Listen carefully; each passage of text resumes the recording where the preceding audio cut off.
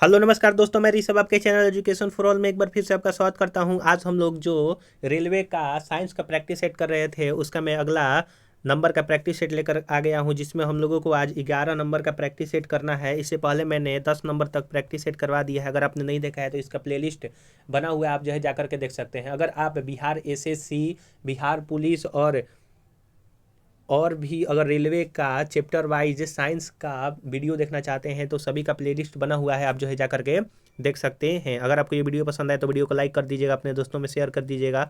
अभी तक चैनल को सब्सक्राइब नहीं किए हैं तो चैनल को जरूर से जरूर सब्सक्राइब भी कर दिया कीजिएगा। तो चलिए, हम लोगों का आज पहला क्वेश्चन है कि साइनो को बालमीन किस विटामिन का मानव निर्मित है, यानी कि cyanocobalamin is man made form of vitamin. तो man made form of vitamin जो है वो कौन सा है, तो ऑप्शन नंबर ए यानी कि B12, जिसको साइनोकोबालामिन के नाम से जाना जाता है। और इसमें जो है वो कोबाल्ट भी पाया जाता है, आप ये भी याद रखिएगा। B6 का जो केमिकल फार्मूला है वो आपका पायरोडॉक्सिन कहा जाता है। B2 को जो है वो राइबोफ्लोबिन कहा जाता है। B1 को जो है वो थायमिन कहा जाता है। B5 जो होता है, B5 को पेंटेनोइक एसिड कहा जाता है। तो इसीलिए, क्योंकि विटामिन बी का जो है वो बहुत सारा कैटेगरी है, इसीलिए इसको बी कॉम्प्लेक्स के नाम से भी जाना जाता है। तो आशा करूंगा कि आपको चारों का चारों इसका जो केमिकल फार्मूला है वो समझ में आया होगा।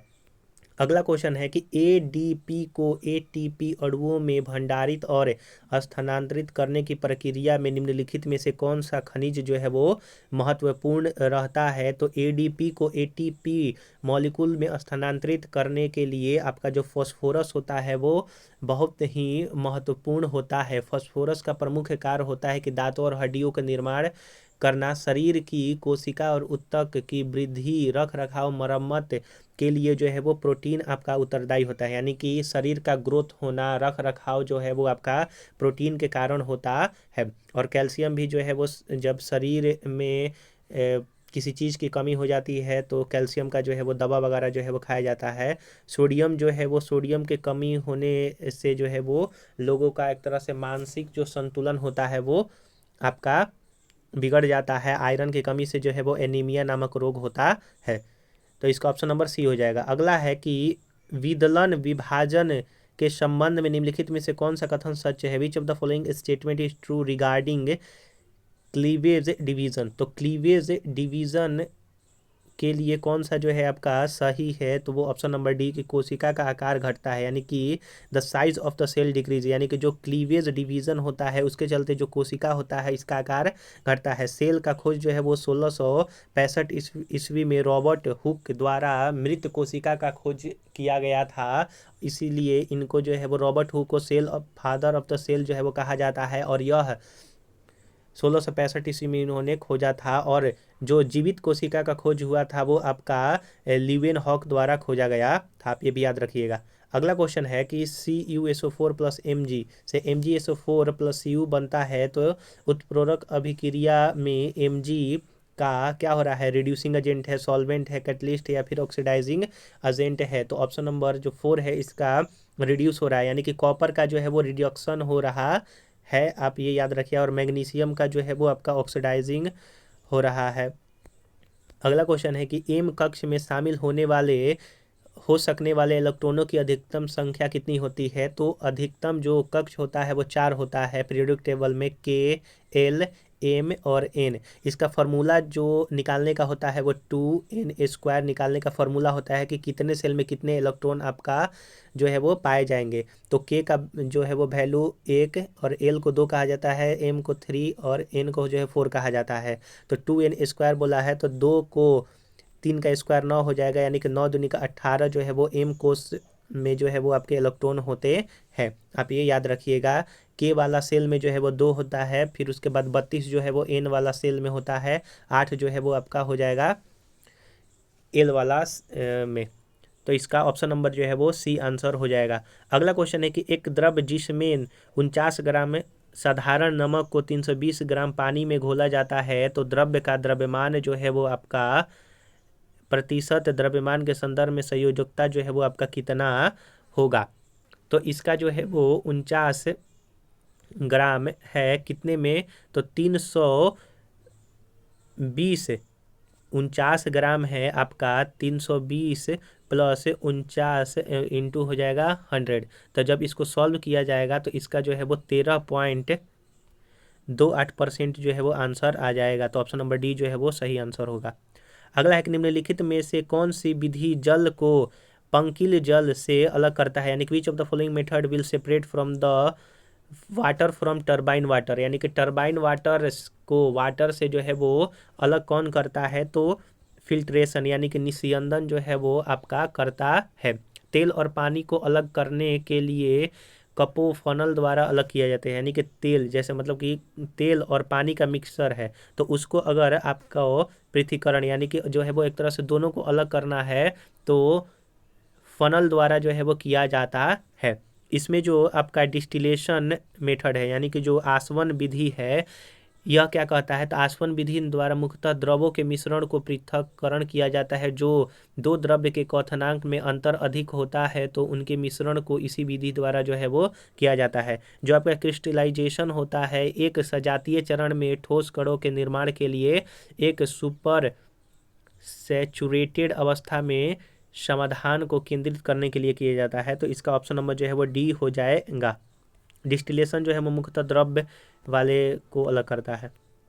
अगला है कि अधातुओं के संबंध में दिए गए कथनों में से कौन सा कथन जो है वो सत्य है। तो अधातु के संबंध में जो कथन दिया गया है वो अधातु प्राकृतिक में विद्युत ऋणात्मक होते हैं और इलेक्ट्रॉन ग्रहण कर बंध बनाते हैं। तो ये जो है वो आपका नॉन मेटल से के लिए जो है वो सही स्टेटमेंट है। तो ऑप्शन नंबर ए जो है वो सही आंसर हो जाएगा। अगर आपको वीडियो पसंद आ रहा होगा तो वीडियो को लाइक कर दीजिएगा, अपने दोस्तों में शेयर कीजिएगा। अभी तक चैनल को सब्सक्राइब नहीं किए हैं तो चैनल को सब्सक्राइब भी कर दिया कीजिएगा। अगला क्वेश्चन है कि 273, और ये भी आप याद रखिएगा कि नॉन मेटल कौन सा है जो कि लिक्विड अवस्था में पाया जाता है, तो वो आपका ब्रोमीन है। और मेटल में जो आपका लिक्विड अवस्था में पाया जाने वाला मरकरी है, आप ये भी याद रखिएगा। अगला क्वेश्चन है क्वेश्चन नंबर 9 कि 273 केल्विन पर एक DMQ क्षमता के एक पात्र में दी गई क्लोरीन की कौन सी मात्रा न्यूनतम दाब जो है वो डालेगी। तो न्यूनतम दाब जो है वो 0.0355 ग्राम जो है वो डालेगी। तो ऑप्शन नंबर सी इसका सही आंसर हो जाएगा। अगला क्वेश्चन है कि निम्नलिखित वैज्ञानिकों में से किसने स्थिर अनुपात के नियम को प्रतिपादित किया था। तो who among the following scientist propounded the law of constant proportion, यानी कि कौन से ऐसे साइंटिस्ट है जो कि लॉ ऑफ कांस्टेंट प्रोपोर्शन को जो है वो बतलाए हैं। तो इसका ऑप्शन नंबर बी हो जाएगा। जोसेफ ब्राउस्ट ने जो है वो बतलाया है। 1787 में जैक्स चार्ल्स ने चार्ल्स लॉ तथा बॉयल्स नियम को दिया था, यानी कि 1787 में जैक चार्ल्स ने जो है वो बॉयल्स का नियम या फिर जिसको चार्ल्स का नियम कहते हैं वो दिया था। लेवेजियर को दहन में ऑक्सीजन की भूमिका की खोज के लिए सबसे अधिक जाना जाता है, आप ये याद रखिएगा। था इसका ऑप्शन नंबर जो लॉ ऑफ कांस्टेंट प्रोपोर्शन दिया था जोसेफ ब्राउस्टेड ने, आप ये याद रखिएगा। अगला है कि इनमें से कौन सा एक रासायनिक परिवर्तन है। तो जो आपका रासायनिक परिवर्तन है वो मक्खन का खट्टा होना जो है वो रासायनिक परिवर्तन है। CO2 से सूखी बर्फ बनना या फिजिकल है। एक प्लेटिनम तार का गर्म होना जो है वो भी जो है वो फिजिकल है। और लोहे का चुंबकन होना यह भी फिजिकल है। अगला है 12 नंबर क्वेश्चन कि निम्नलिखित में से कौन सा कथन जो है वो सत्य है। तो इनमें से जो है वो कौन सा ऐसा कथन है जो कि सत्य है। दृढ़ता के बारे में बोलता है कि पदार्थ के प्रकार के अनुसार कणों के स्थान के आधार पर आकार बदलता है। उदाहरण के लिए ठोस पदार्थ का निश्चित आकार होता है जबकि तरल पदार्थ उनके पात्र के आकार प्राप्त करते हैं। और देखा जाए तो गैसों का कोई आकार नहीं होता है। संपीड़ितता, यह पदार्थ का वह गुण होता है जिसके कारण उच्च दाब पर उनका आयतन कम हो जाता है। गैसों में यह गुण जो है वो पाया जाता है। तो इसमें से कौन सा जो है वो आपका सही आंसर हो जाएगा। तो ऑप्शन नंबर सी, यानी कि केवल 2 जो है आपका सही है कि संपीड़ितता जो है वो सबसे ज़्यादा गैसों में होती है और प्रेशर जब ज़्यादा दिया जाता है तो उसका जो एरिया होता है वो कम हो जाता है। अगला है कि यदि इलेक्ट्रिक हीटर के टर्मिनलों के बीच विभवांतर यानी कि जो वोल्टेज और पोटेंशियल डिफरेंस है वो 60 वोल्ट है तब यह स्रोत से 4 एम्पीयर धारा प्राप्त करता है। यदि विभवांतर बढ़कर के 150 हो जाता है तो हीटर द्वारा प्राप्त की जाने वाला जो धारा है वो आपका कितना है, तो वो आपका हो जाएगा ऑप्शन नंबर सी यानी कि 10 एम्पीयर। आप जो है इसको फॉर्मूला से बना लीजिएगा। अगला है कि किसी उत्तल दर्पण की वक्रता त्रिज्या सेंटर ऑफ कर्वेचर 15 सेंटीमीटर है। नई कर्तनी चिन्ह परिपाटी का पालन करते हुए मुख्य फोकस जो है वो पर स्थित होगा। तो मुख्य फोकस है वो आपका 7.5 सेंटीमीटर, माफ़ कीजिएगा 7.5 सेंटीमीटर जो है वो होगा, क्योंकि जो सेंटर ऑफ कर्वेचर होता है वो फोकल लेंथ जो होता है वो सेंटर ऑफ कर्वेचर के आधा होता है और कन्वेक्स लेंस है, इसीलिए आपका यह जो है मैग्नीफिकेशन जो है वो प्लस में लिया जाता है, इसीलिए ऑप्शन नंबर डी सही आंसर हो जाएगा। एक समतल दर्पण द्वारा बनाई गई छवि की विशेषता क्या है? तो जो आपका समतल दर्पण है वो बनाया गया छवि जो है वो समान आकार का होगा, सीधा होगा, पार्श्व तौर पर उल्टी और आभासी होगा, यानी कि सेम शेप होगा, स्ट्रेट होगा, लेटरली इन्वर्टेड और वर्चुअल आपका जो है वो बनाएगा। रियल इमेज जो है वो कभी नहीं बनाता है, इन्वर्टेड और वर्चुअल बनाएगा, सेम साइज का बनाएगा, स्ट्रेट बनाएगा। अगला क्वेश्चन है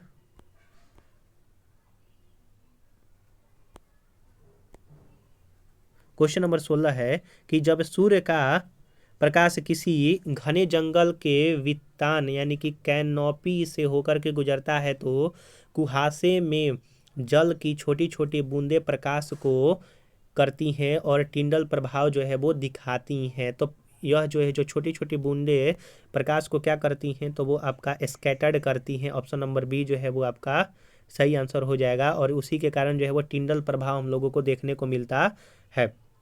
रिफ्रैक्शन के कारण अगर कोई बाल्टी है उसमें जो है पानी भरा हुआ है और उसमें अगर सिक्का गिर जाता है तो वो अपने एक्चुअल स्थान से हल्का सा जो है वो उठा हुआ दिखाई देता है, या फिर पानी डाला हुआ है और छड़ी को अगर आप रॉड या फिर छड़ी को सीधा डालते हैं तो वो हम लोगों को हल्का सा टेढ़ा दिखाई देता है, वो रिफ्रैक्शन के कारण होता है। रिफ्लेक्शन के कारण जिसको परावर्तन कहते हैं वो अगर बॉल को आप दीवार पर मारिएगा तो वो अब वापस आपके ही पाथ में लौट आएगा, उसी को जो है वो रिफ्लेक्शन जो है वो कहा जाता है। गति का दूसरा नियम इरिलेटेड, तो गति का जो दूसरा नियम है वो किससे संबंध रखता है, तो वो आपका मोमेंटम से जो है वो संबंध रखता है। इनर्शिया जो है वो न्यूटन के पहले नियम को जो है वो बतलाता है और आपका इनर्शिया 3 प्रकार का होता है। Direction of inertia, rest of inertia करके होता है, यानी कि मोशन इनर्शिया, रेस्ट इनर्शिया होता है, आप ये याद रखिएगा। तो इसका संवेग जो है वो आंसर हो जाएगा और संवेग जो होता है वो P बराबर mv से डिनोट किया जाता है और मास इंटू वेलोसिटी का यह होता है गुणनफल। निम्नलिखित में से कौन से स्थितिज ऊर्जा का उदाहरण है? तो स्थितिज ऊर्जा का उदाहरण जो है वो कौन सा जो है वो आपका है, तो यह जो है ऑप्शन नंबर डी यानी कि ABCD सभी जो है वो है। जैसे हम लोग जो है वो ऑप्शन पढ़ लेते हैं कि ए में क्या दिया हुआ है। घर की छत पर रखी एक ईंट, यानी कि ईंट जो है वो घर पर रखा हुआ है तो इसमें पोटेंशियल एनर्जी होगा ही।